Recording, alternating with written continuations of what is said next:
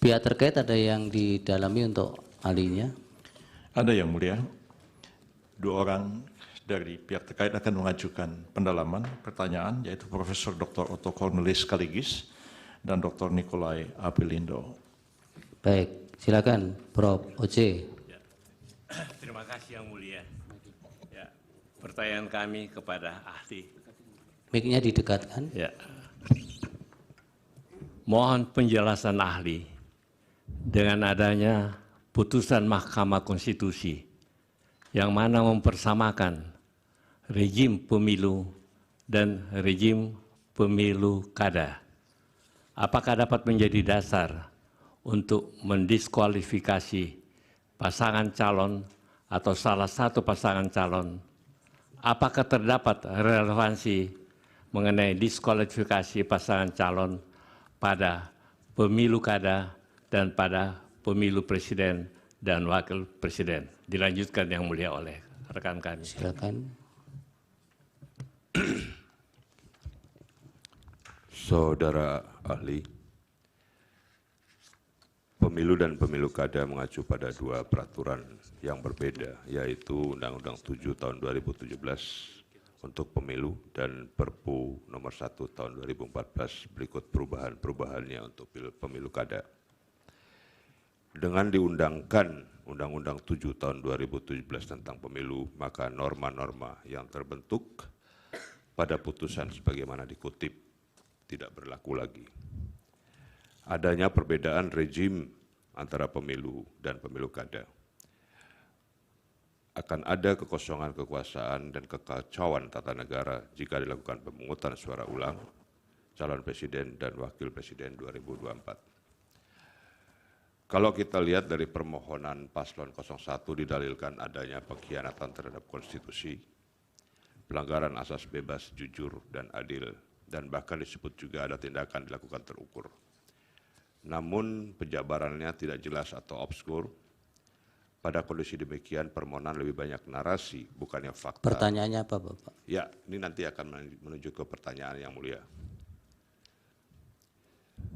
Pertanyaannya bagaimana pelanggaran konstitusi yang sejatinya menunjuk pada undang-undang. Namun justru dalil-dalil yang dibangun tidak berkesesuaian dengan yang diatur dalam undang-undang.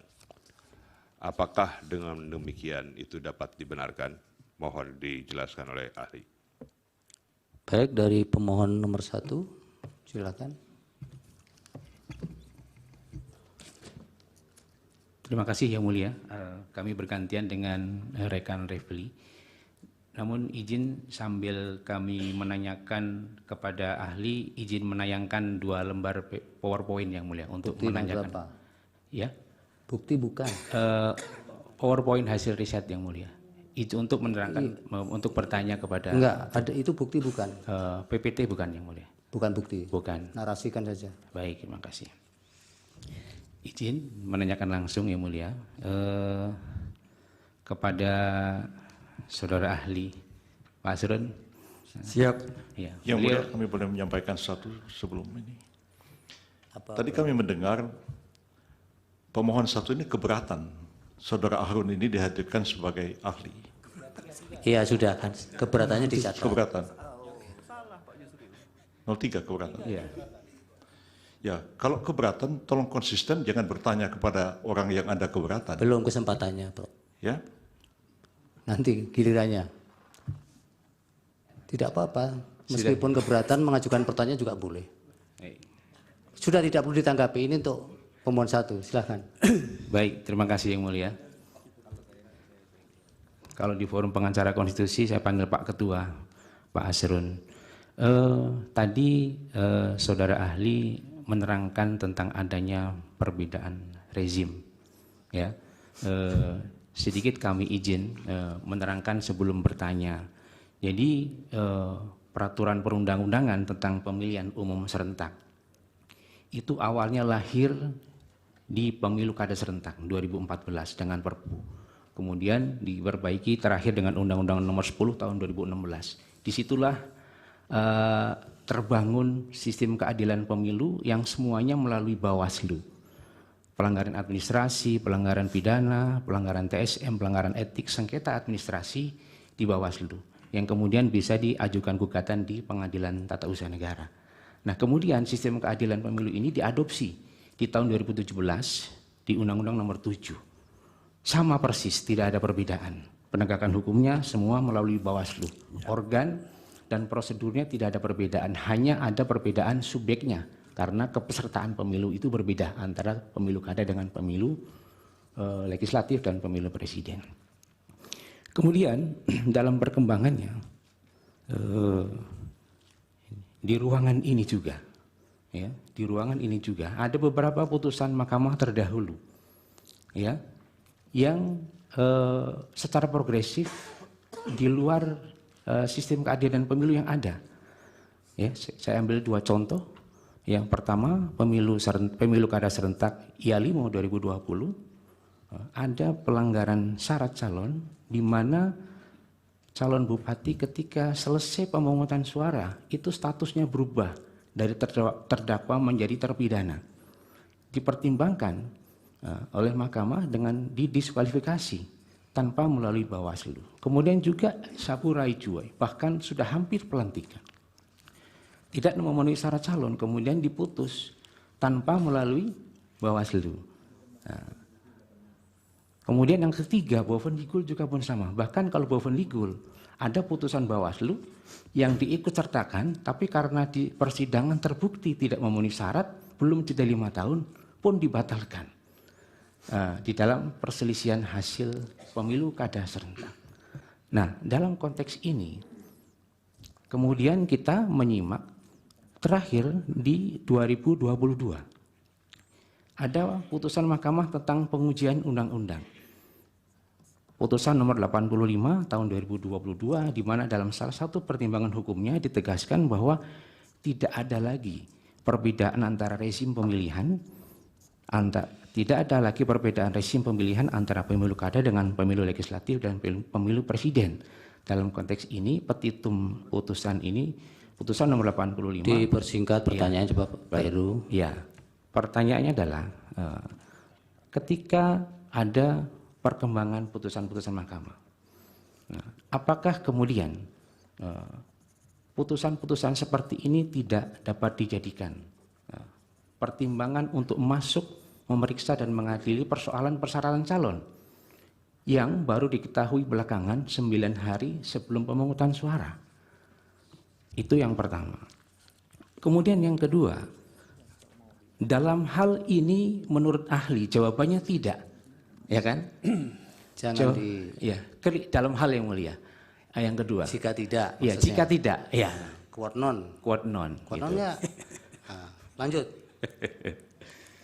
Nah, manakala ini tidak dapat diadili, sementara ada yang belum selesai ditimbang, nah, kemana keadilan ini akan bisa diraih? 2 hal itu yang mulia. Baik. Pak Repli masih ada tambahan? Ya, terima kasih yang mulia. Saya paham pendapat ahli yang mengatakan bahwa harusnya yang dipersoalkan adalah selisih suara. Itu ya pendapat saudara ahli.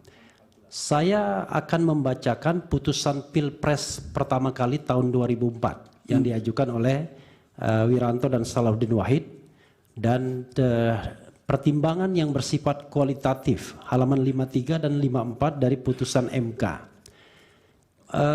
Menimbang bahwa Mahkamah sebagai pengawal konstitusi berkewajiban menjaga agar secara kualitatif pemilu berlangsung sesuai dengan prinsip-prinsip yang telah digariskan oleh pasal 22E ayat 1 dan 5 Undang-Undang Dasar 1945 yang intinya menentukan bahwa pemilu dilaksanakan secara langsung, umum, bebas, rahasia, jujur, dan adil, serta diselenggarakan oleh suatu komisi pemilihan umum yang bersifat nasional tetap dan mandiri.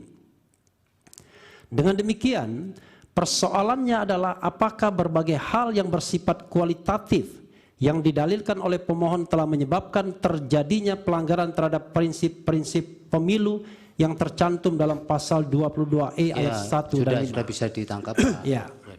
Dan itu MK mengatakan bahwa mereka adalah pengawal konstitusi. Jadi karena itu kalau ada pelanggaran konstitusi, maka tidak tertutup kemungkinan MK untuk mereview kembali jalannya pemilu yang sudah ada.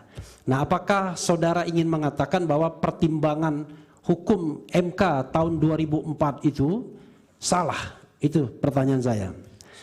Yang kedua adalah saya paham Anda mengatakan bahwa putusan 90 itu self-executing.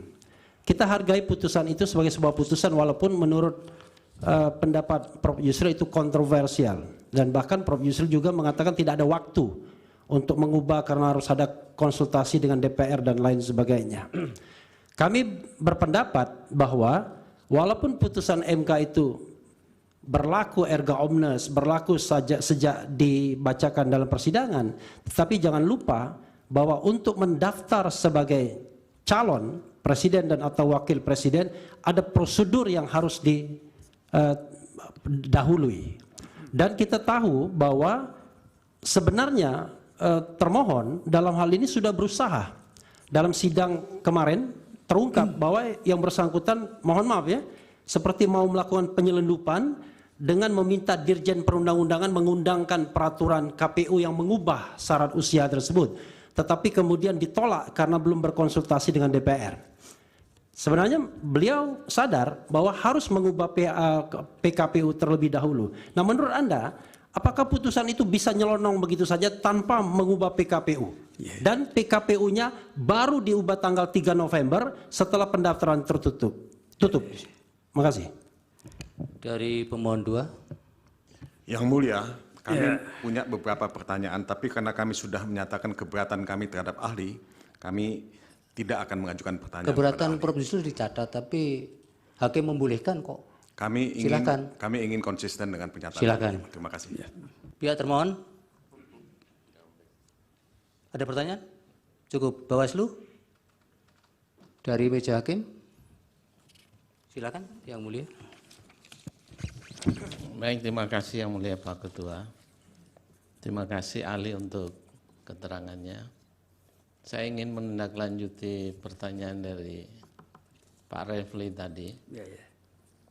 Berkaitan dengan putusan MK yang kita tahu tidak saja bersifat erga omnes, tetapi juga self-executing yang akan dilaksanakan sebagaimana dalam adresat putusan itu. Nah, dalam kaitan putusan 90, PKPU ada putusan MK yang harus berkonsultasi dengan DPR. Tapi pada masa itu dalam fakta persidangan, itu dinyatakan bahwa DPR pada waktu itu masih reses.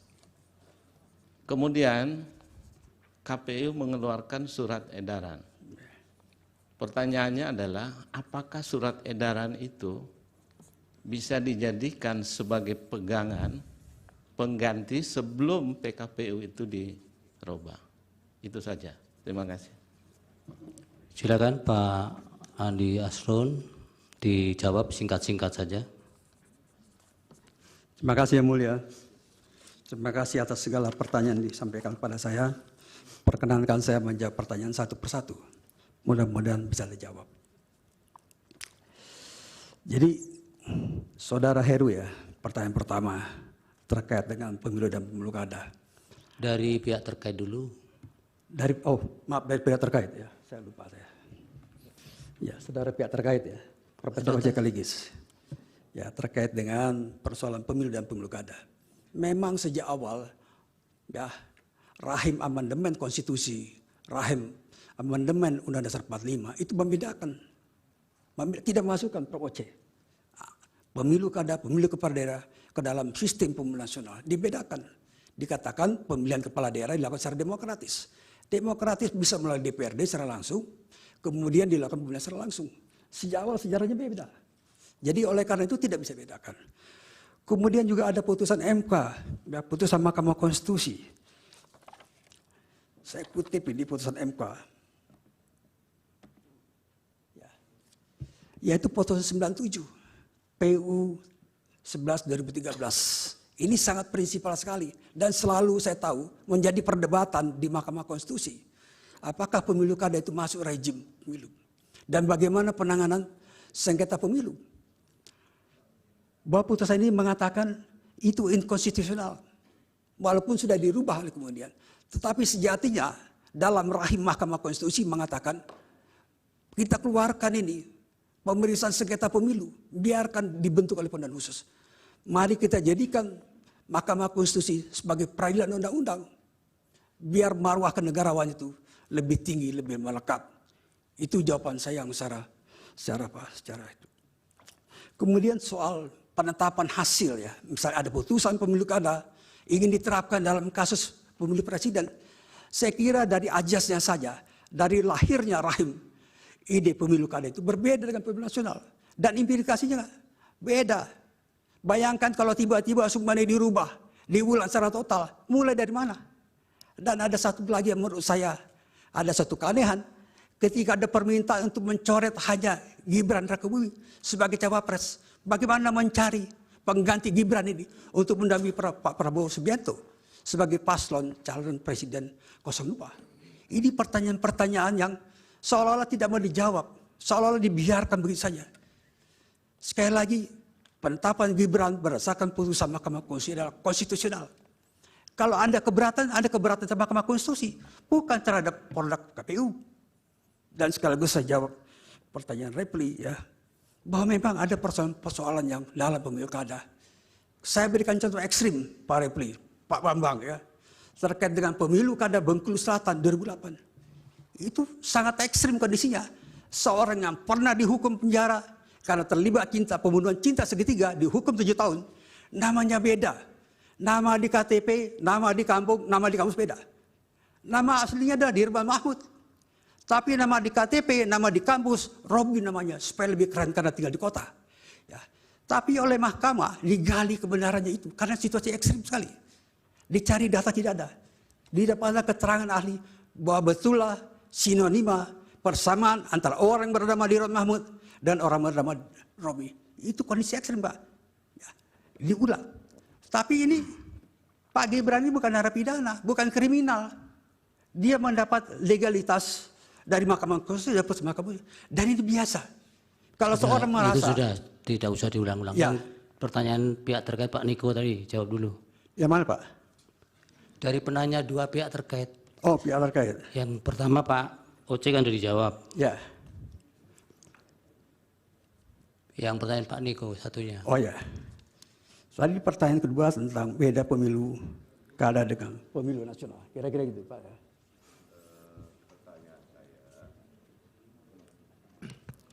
Singkat-singkat bisa Ya, diulang Pak. pertanyaan saya, bagaimana pelanggaran konstitusi yang sejatinya menunjuk pada undang-undang namun justru dalil-dalil yang dibangun tidak berkesesuaian dengan yang diatur dalam undang-undang. Apakah dengan demikian dapat dibenarkan? Saya kira sesuai dengan Undang-Undang Nomor 7 Tahun 2012, perselisihan di Mahkamah Konstitusi adalah perselisihan hasil perolehan suara. Tapi bukan sekedar suara itu. Bagaimana suara itu diperoleh dan kemudian apakah terjadi pengurangan, di mana terjadi pengurangannya? Apakah di Sumatera Barat atau di Aceh? Itu harus dibuktikan secara matematis, tapi bukan sekedar menjadi mahkamah kalkulator. Ini ajas betul.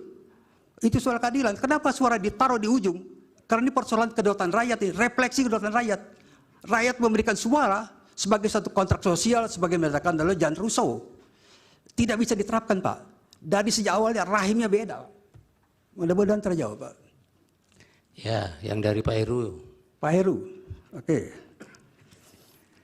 Pak Heru tadi bertanya soal apakah putusan yang dalam pemilu kada, sengketa pemilu kada bisa diterapkan dalam pilpres, kira-kira gitu ya. Saya bilang nggak bisa. Kenapa? Karena implikasinya sekali lagi, ya sejarah asal muasal beda. Implikasinya udah mengerti. Ya, kalau saya suruh ulang secara langsung, kenapa suruh ulang langsung? Menggugurkan, pertama-tama diminta menggugurkan Gibran. Ya, hanya Prabowo bertanding, dicari gantian. Ini tidak sesuai dengan sistem hukum.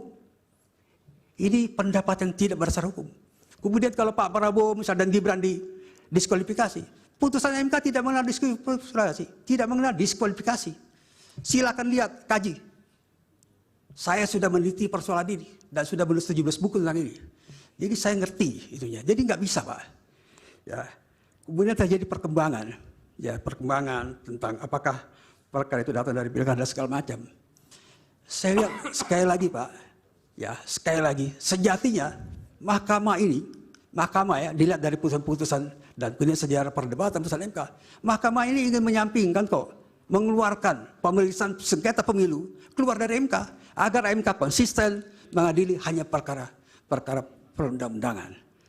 Itu Pak. Jadi tidak selamanya misalnya perkembangan kemudian ingin diterapkan. Itu tahun berapa?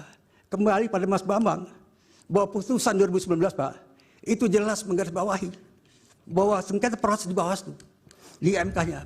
Saya kira itu jelas Pak. Saya kira mudah-mudahan sudah terjawab Mas Bambang. Oh, yang kedua Mandana, belum. Mas yang Refli, kedua, ya, Mas Heru ya.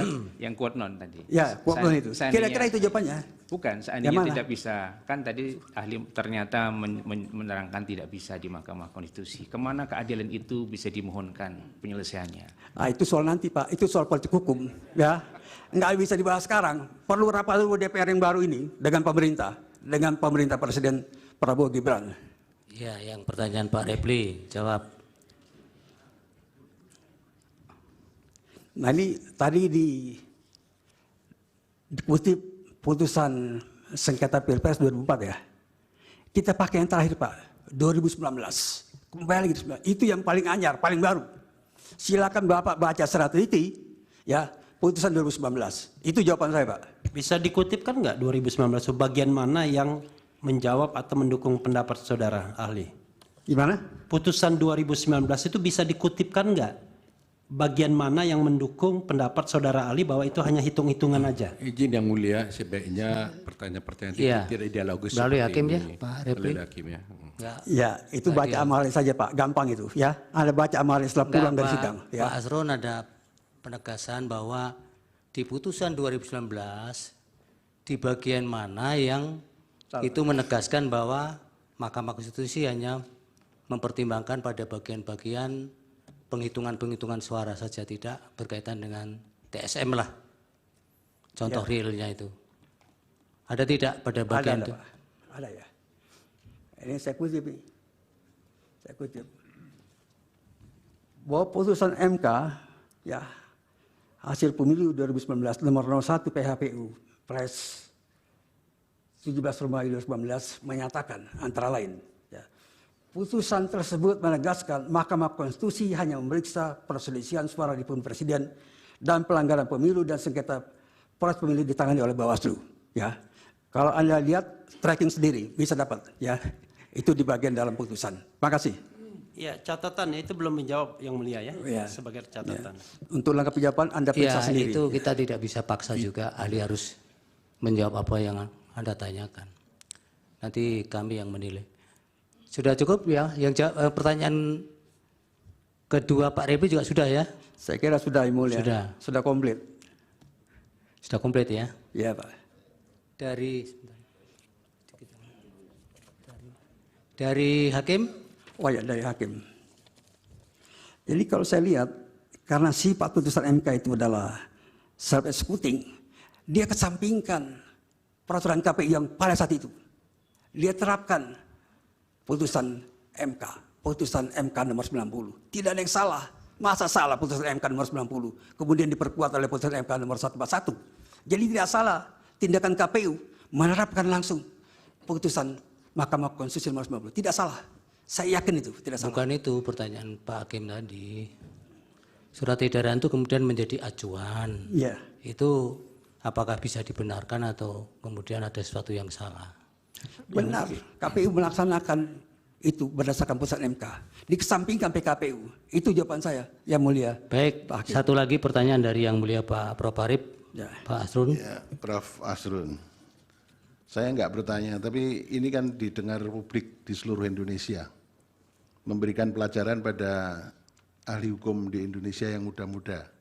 Supaya kita kalau bicara clear ya. Saya pengen tidak bertanya, tapi pengen mohon untuk bisa dicermati bersama-sama sebagai pelajaran kepada seluruh masyarakat Indonesia. Begini Pak Asrun, di dalam halaman 5 makalahnya Prof. Asrun, itu ditulis begini, putusan Mahkamah Konstitusi bersifat self-executing. Memang secara teoretik Pak Arsun sudah baca disertasinya Pak Maru Arar kan? Baca Yang Mulia. Kebetulan itu di Undip, Ya, saya ikut waktu itu ujiannya. Ya, karena saya juga waktu itu jadi dekan, jadi saya tahu persis. Ya, jadi putusan Mahkamah Konstitusi itu bersifat self-executing dan ada yang non-self. Nah, Pak Arsun bisa memasukkan ini sebagai self-executing. Ya, ya. Itu tidak masalah. Ya, karena guru besar itu berpendapat salah, siapa tahu nanti 10 tahun lagi malah jadi teori baru, kan begitu kan? Jadi tidak masalah sebetulnya. Ya. Ya. Tapi terus begini, Pak Arsul menyamakan apa yang dilakukan oleh KPU dengan putusan 90 itu betul sudah dilaksanakan. Tapi kemudian kalau Pak Arsul menyatakan putusan Mahkamah nomor 102 PUU 6 Romawi tahun 2009 itu sama dengan apa yang dilakukan oleh KPU itu, mohon untuk dicek kembali. Saya belum bisa menyalahkan, tapi dicek kembali. Karena kalau pada waktu itu, kebetulan kemarin saya diingatkan oleh ahli dari 03, Putu Arte, mengatakan bahwa putusan Mahkamah yang nomor 102 PUU 6 Romawi tahun 2009 itu diputuskan pada sore hari, malam hari KPU merubah PKPU-nya. Ya. Karena pada waktu itu belum ada putusan Mahkamah Konstitusi yang mengatakan KPU merubah atau membuat PKPU harus konsultasi DPR. Ya. Tapi kemudian ada pengujian undang-undang di Mahkamah Konstitusi mengatakan PKPU harus disusun dengan konsultasi DPR. Jadi ini tidak bisa dipersamakan. Ya. Tapi kalau pendapat bahwa putusan Mahkamah nomor 90 itu self-executing dan bisa langsung ditindaklanjuti oleh KPU, itu tidak ada masalah pendapat itu, gitu ya. Tapi yang tidak bisa disamakan dengan 102, karena 102 begitu diputus Mahkamah langsung malamnya Pak Putu Arte yang membuat PKPU baru bahwa mencoblos tidak perlu di DPT, tapi mencoblos bisa langsung dengan menggunakan identitasnya. Jadi saya tidak bertanya, tapi kita supaya semuanya clear, karena kita berhukum harus presisi, harus cermat. Terima kasih Pak Arsul. Terima kasih Pak Kita sama-sama guru besar tidak boleh saling mendahului kayak biskota. Terima kasih banyak Pak. Terima kasih. Terima kasih banyak. Baik, Pak Aslun cukup? Cukup Yang Mulia. Baik. Terima kasih banyak. Kalau ada salah-salah ucap, mohon dimaafkan. Selamat Lebaran, mohon maaf lahir batin. Baik, mudah-mudahan keterangannya bisa menjadi pertimbangan dalam pengambilan putusan. Rob, yang kedua siapa ini? Tetap Pak Abdul Khair Ramadan? Ya, Dr. Abdul Khair Ramadan. Supaya